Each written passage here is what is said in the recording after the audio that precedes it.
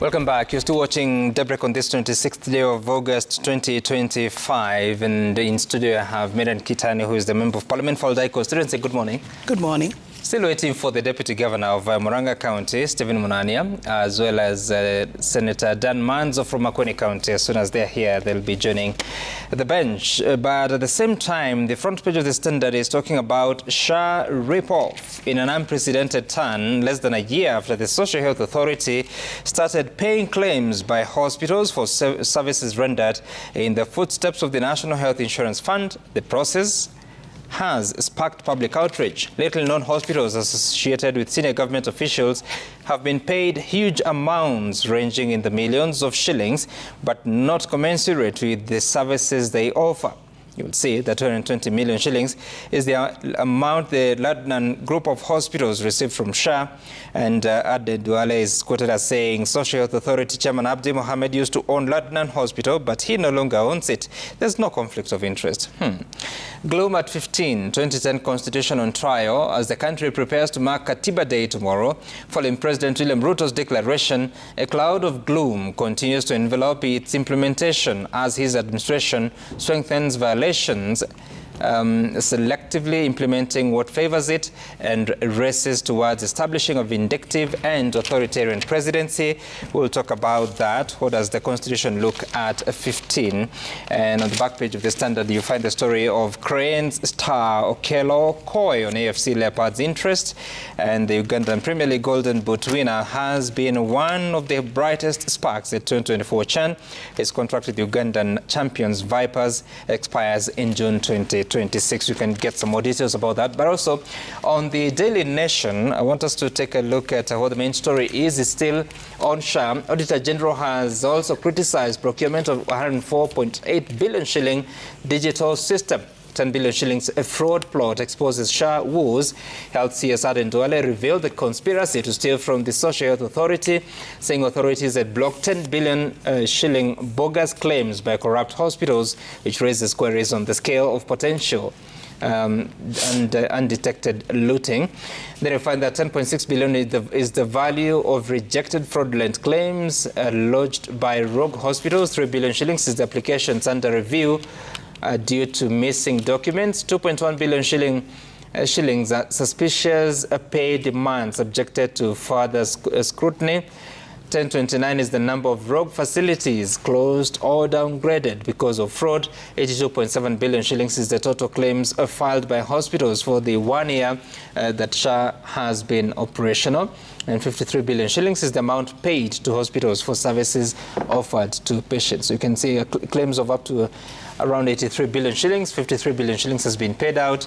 10 billion shillings is another important number of money that the authorities have stopped from being paid on suspicion that they might be fraudulent claims. And then the other story that you find is how MPs have betrayed Kenyans on taxes, debt, while the 2010 Constitution granted Parliament a greater influence in budget making.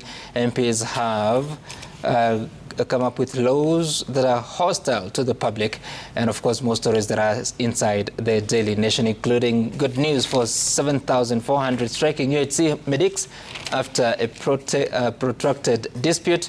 The government has finally agreed to comply and of course employ those that have still been in service. For those that have been on suspension, they will of course, wait for their matters to be resolved. That's how the papers are looking this morning. And I want us to introduce Stephen Munania, the Deputy Governor of Murang'a County. Good morning. Good morning. And of course, Senator Dan Manzo is in the house. He will be joining, he'll be taking his seat shortly from now. But let us begin from that story about SHA. And shortly we'll be listening to what Ade Duale had to say in regards to those investigations on the fraud that has been going on. Once we get that clip, we'll be hearing what it is that he has been saying. But at the same time, you realize that this is coming at a time that the counties and the national governments have come up with a different plan of financing the equipment schemes or service, where we now have a fee for service. I'll begin with you, DG. Senator Manzo, karibu sana. Thank you. I'll begin with you, DG, on how that is going. Let's start from the point of the new scheme of receiving this equipment. Is this something that Murang'a has signed up? Thank you, first of all, for having me to this show. And I want to greet the people of Murang'a and the people of Kenya and tell them good morning as they wake up and go about their business. And as we begin this conversation, this is a scheme that was based from national interest on the fact that we need to properly fund our hospitals, and especially the level 4s and the level 5s at the lower level, so that they can get the necessary equipment that they do have. So with the help of the Ministry of Health, the Council of Governors through the county governments through Council of Governors were instructed to identify the hospitals that require various equipment, and the scheme was announced through the national government Ministry of Health that undertook the space to go get a qualified person who can be able to do equipment placement. It's going on well. Murang'a has received a CT scan, which is to be installed in Murang'a Level 5 Hospital. However, I want to note very keenly, whereas this is a welcome idea to be able to fund level 4s and level 5s at the county level, these are devolved functions, and they should be left to the county government to handle the devolved functions, because at a county level we are well aware and very well able to understand the needs of each hospital, because the traffic that comes with the equipment that are needed is something that needs to be interrogated from the county level, from the facilities level. And I don't believe that the national government at the Ministry of Health can adequately provide that information so that they provide the right kind of equipment with the need that is at that level. And so, while the program is ongoing well, I have to note that this program had similar problems in the previous administration, during the administration of His Excellency Uhuru Kenyatta, when we had a similar program of placement, and the counties were supposed to continually pay for these machines over time, every other month. When the deal fell short, the providers, what they did is that they took away the software. They left the machinery and they took away the software.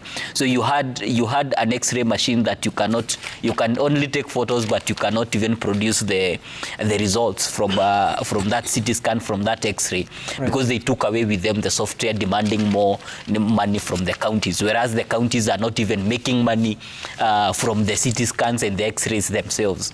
And so this is one of the issues that has arisen from the program, and we are hoping that what was negotiated by the Ministry of Health, because this was not negotiated by the counties, is going to be favorable in terms of service delivery. Because remember, what counties do, and majority of the counties do subsidize healthcare at the county level. So that means the CT scan is not a money minting machine that can be placed in a level 5 hospital for it to make profit as it would be in a private sector hospital, which also means that the county has to put its own resources to ensure that the machine functions each and every other time. So the question now then becomes whether the rates that were negotiated by the Ministry of Health were in consideration that the counties usually subsidize that service. That's interesting. So make me understand. The CT scan that we've received, did Murang'a County express that that's what they needed, or the government decided this is what Murang'a needs? They asked for us what we might require. Of course, there are numerous machines and equipment that the county requires.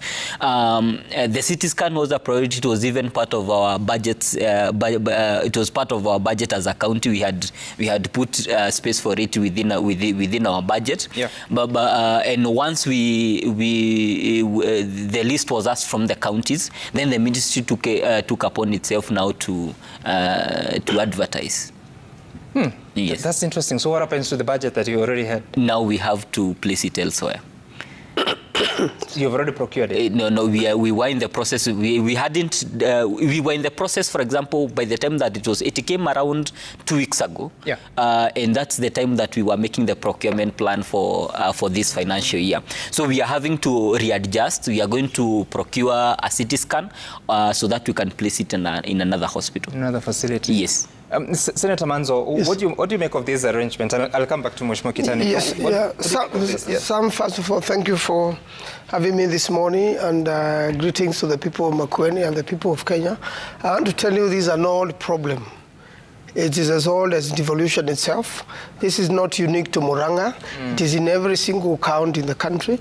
These machines were supplied all over Kenya by the national government. And the machines are like somebody sells you a new car but without an engine. They have never been used. And at the same time, you are still paying for it. You have a practical case? Yes, even in Makueni. They are everywhere. And what happens in many hospitals in Kenya, you go, you need a scan, you are sent from the government hospital to a private hospital to do a scan, and then come back, to be treated. And that is really happening, and this is a big scam, which I believe the Minister of Health should sort out as quickly as possible. That's why they tell you the software has been taken away. Yeah. People demanding for more money. These machines are even leased.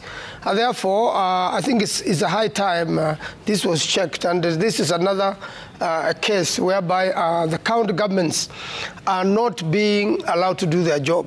Health has never been devolved. Agriculture has never been devolved. Water has never been devolved. It's all stuck at the national government, and all the deals are being done at the ministries level. Yet the ministries are supposed to provide, policy of devolution. And very little should be happening at the national level. All these activities are activities of the governor.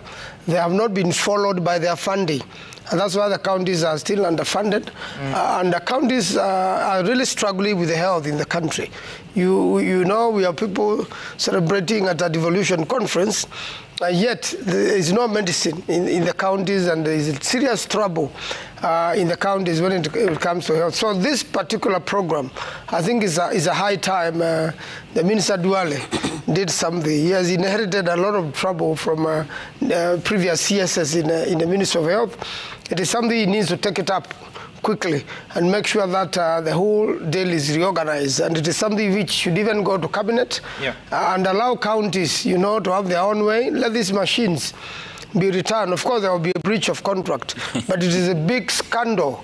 They should go back to the owners, or they donate them to the country, or they sell them to the counties, so that counties can be able to sort out this issue. But Senator, isn't it too late? Because this was already launched by the President. I think it was on the 7th of August. And some counties are actually testifying of having received... yes, they came, and it's a very okay... the challenge that I find with this process is if not allowing the counties to properly execute their mandate at of their devolved function. Yes. Because you see the decisions that are made at the Ministry of Health.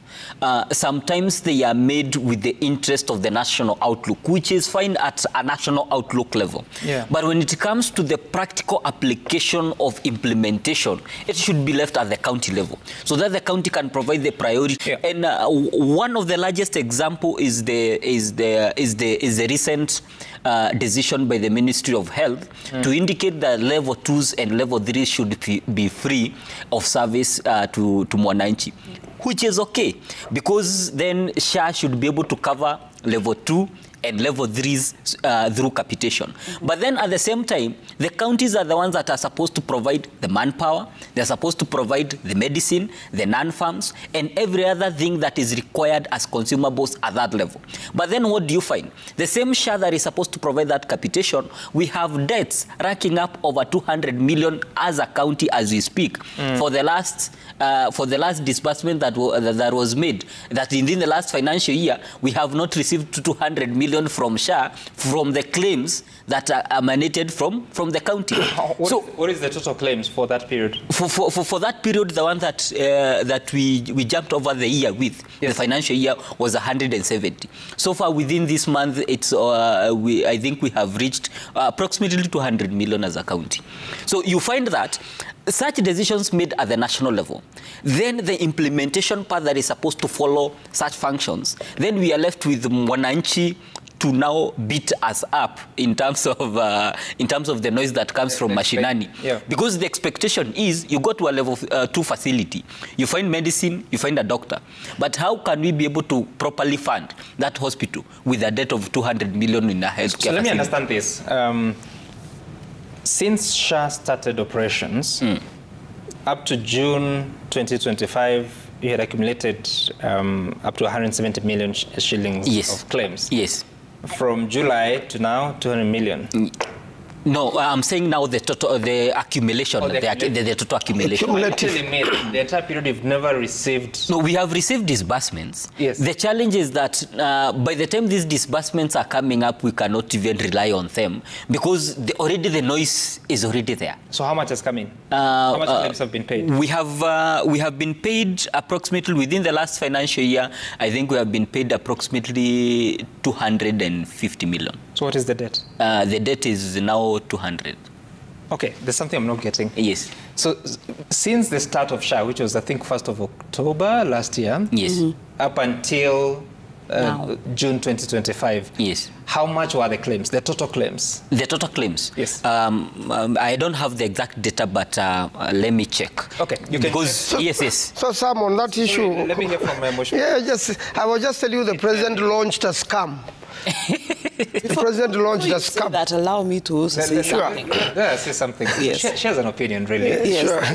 Mheshimiwa, what do you think about this plan? Because yes, we've seen the previous one. I think it was managed equipment service program that was going on. Yes. Many complaints at the very start. Eventually, the president came in and said that I've spoken to the governors and I've told them if any of you does not want the equipment they have in their countries, let them come forward and I'll take it back to the suppliers. We don't have a lot of people that did that. All right, first allow me to say hello to the people of Alda and the people of Kenya, and thank you for inviting me to this show today. Coming to the issues that we are talking about, SHA, I think first and foremost we need to understand where did all this come from.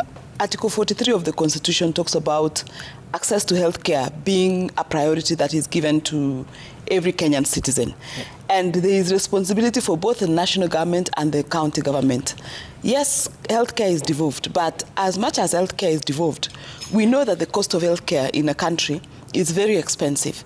And the medical equipment services that was first contracted and launched in, I think, about the year 2013, 2014, yeah.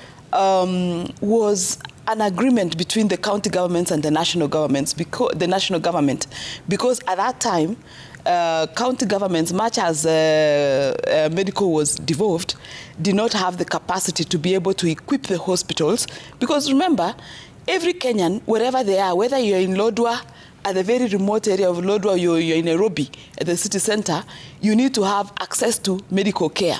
And that medical care, doesn't matter what disease it is that you're suffering from, you need to be treated. So at that time, I think the county governments and the national governments came together and said, we need to help each other to be able to provide these medical services or medical equipments that can provide medical services to the common Mwananchi. And that agreement was signed between both governments, and the equipments were then transferred with the understanding and the agreement that county governments that shall then pay for the services.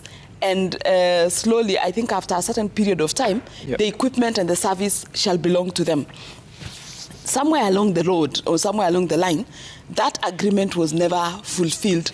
One, maybe because of the resources that came to the counties, because it was believed that this equipment shall give revenue. that is commensurate enough to pay for the service. And perhaps, I don't know, because I'm not in the county governments, they should be able to tell us whether that happened or did not. And in the subsequent summits that they have had with the executive, have they raised that? Have they said the services we signed for are too expensive or too cheap, or we are unable to sustain, so that another mechanism can come in place? But fast forwarding to the recent further agreement on this medical equipment, again, the counties should have learned from the first signed contract in 2013 or 2014 thereabouts, to know and now align the current service. Yep. So we are now at SHA. And SHA actually is a social service that provides what I would call insurance to the common mwananchi to be able to access services. And in that process, just like any other insurance scheme, when you access the service, the insurance then pays the claim that has been put forward. And I hear from Murang'a, and maybe other counties will come and say they've not been paid their claims. But when did they put their claims?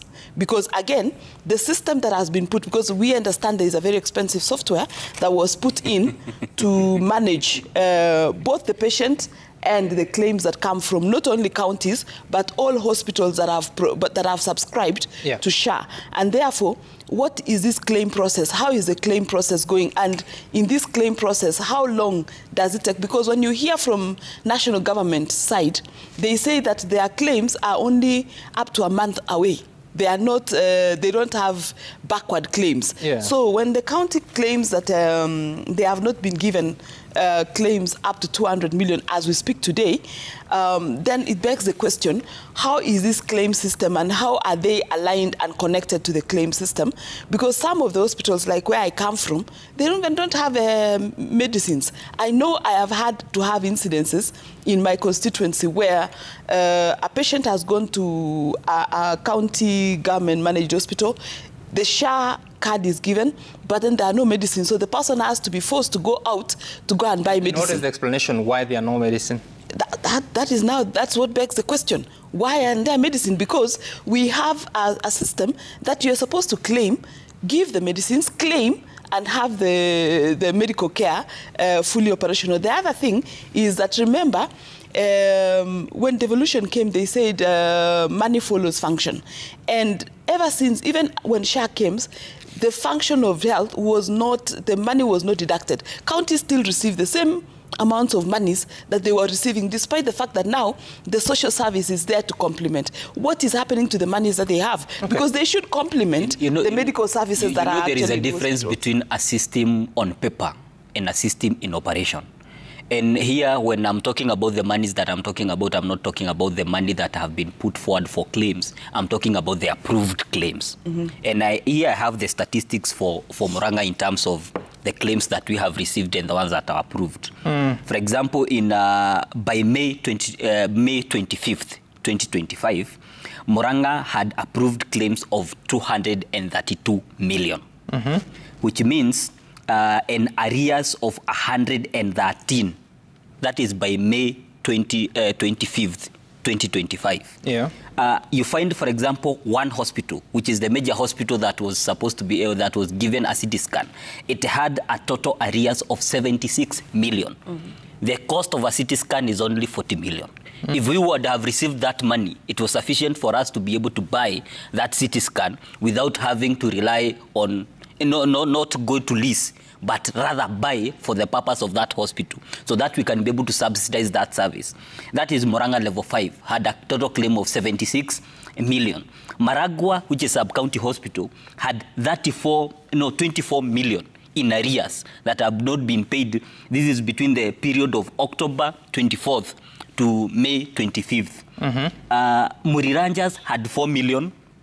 Kandara had 1 million, Kirwara had 2.5 million, Kangema had 1 million, Kegumo had 2.2 million, and Kenneth Matiba had 630 million. And had there been any money received by these hospitals you mentioned? The monies that had been received, that were supposed to be, that were paid out within the same period, were only 116 million. But the question is... sorry, you see, just before you go, so let's take about the case of Muriranja. 4 million shillings is the arrears. Yes. But what is the total claim from that hospital? The total claim that was supposed to be paid was 10 million. 10 million. So 6 million has been received. No, 5.1 million. Sorry. 5.1 million. The total arrears is 4.9. But you told me the total claim is 10 million. Yes. So what happens to the difference? That is, it adds up. It's 4.126 million, which was in arrears. Yes. No, the total arrears was 4.968 million. What was paid was 5.126 million. Oh, okay, 5.1. Yes. Okay, all right. So the reason I'm asking that is I don't know if you're able to prorate and say that these pending arrears of 4.96 million shillings would cover a period of time, so that then we're able to know how late is the SHA system at settling the claims. You see, the challenge that I want to pose is as simple. By the time that this was being made to this report was being made to SHA to request for this funding. Yeah. Because remember, the system, the healthcare system, is quite expended in terms of resources of medicine. Because if, for example, the Murang'a Level 5 hospital, it received between 1,400 and 1,700 patients daily. These patients require medicine. These patients require non-consumables that are being utilized in that hospital. And with the FIF that was passed by the National Assembly and also Murang'a County is part and parcel of that. Yeah. This is the money that is supposed to come directly to the hospital so that it can buy this medicine in real time. Because you cannot wait 3 months to buy medicine. You cannot wait 4 months to buy medicine. Okay. So when these claims are late by 5 months, by 6 months, then it also means that there is a period of time that we are stretched thin, that by the time we are buying medicine, we can only provide for only 40% or 50% of the medical requirements that is required at the hospital. And you're still buying through KEMSA? Or yes, through KEMSA. And how is that system working? The system is, I want to commend KEMSA, and especially with how we have handled it in Murang'a, because we have been able to adequately, they have been able to adequately support us, because we use together KEMSA with meds in combination, because they have been able to provide us with that level of direct procurement from, as a government institution. So if that is working, then one wonders, why is her hospital not having not just our hospital, many hospitals in the country. For sure. We'll talk about that when we come back from a break. We're talking about the counties and, of course, the health services they're able to offer. At the same time, that service that now is called the medical equipment service, which is supposed to be a fee-for-service arrangement, succeeding the previous national what was the name? Managed equipment service that was operational for quite a while. DG Murang'a tells us that the suppliers took away the software, so they have equipment, but they can't use it. You do some imaging, but you cannot process it. You can get the results. We'll talk about that as we mark 15 years of the Constitution that gives us the structure of governance of 2 levels, at the national level and the county. Stay tuned. We'll be back in a moment.